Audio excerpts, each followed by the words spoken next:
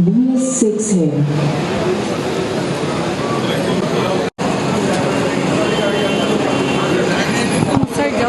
वाहन संख्या UK07E851997।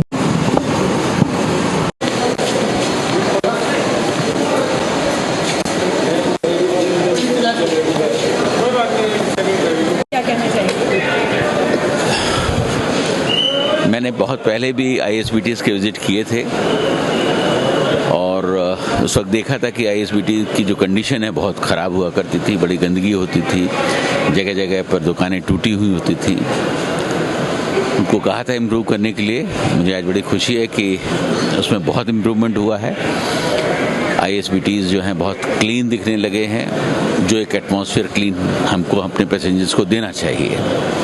उसके साथ साथ एक चीज़ जो समझ में आई थी कि जो बसेस का जो टर्नअराउंड पीरियड है वो 45 मिनट से 90 मिनट्स का हुआ करता था। एक बस आकर 90 मिनट्स तक के लिए ISBT में खड़ी हो जाती थी, जिसकी वजह से एवरेज जो था वो करीब 1200 बसेस ही एक ISBT हैंडल कर पा रहा था, पर्टिकुलरली दिस कश्मीरी गेट।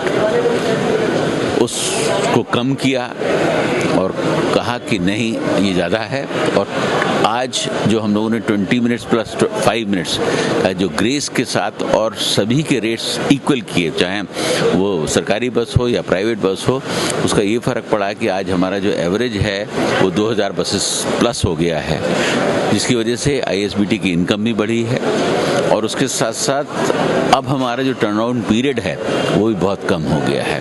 कोशिश ये है कि इसको और इम्प्रूव किया जाए।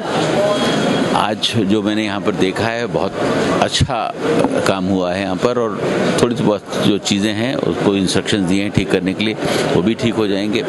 दिल्ली में ये जो बेसिक फैसिलिटी है जहाँ पर गरीब तबका या कैसी जनरल पब्लिक सफ़र करती है, उनको हमें अच्छी सुविधाएं देने की ज़रूरत है और उसके लिए मेहनत करने की भी ज़रूरत है।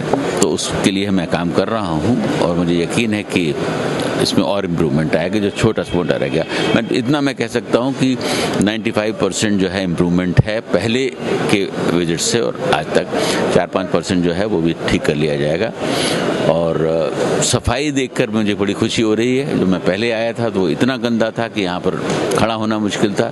तो आप समझिए पैसेंजर्स किस तरीके से यहाँ पर रहते होंगे 1-1, 2-2 घंटे। आज बहुत साफ़ है। मेरे आने की वजह से सफाई नहीं है, बल्कि पहले से इसकी सफाई होना शुरू हुई है।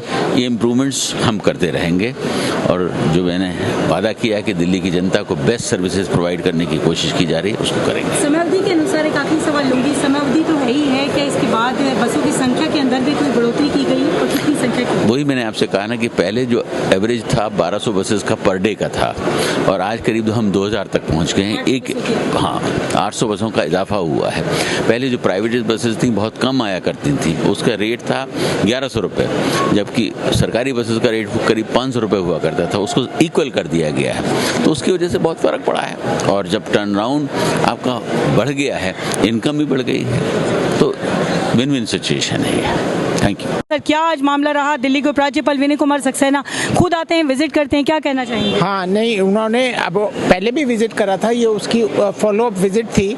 उन्होंने विजिट करके कई निर्देशन दिए थे कि किस तरह से बस अड्डे को हमें सुधारना है, तो हमारा उस डायरेक्शन में हमने काफ़ी इम्प्रूवमेंट्स करे हैं। जैसा उन्होंने बताया कि अब हमारा वेटिंग टाइम कम हो गया है, नंबर ऑफ बसेस बढ़ गई हैं, रेवेन्यू बढ़ गया है, सफाई काफ़ी अच्छी हुई है और उस पर फर्दर काम जारी है।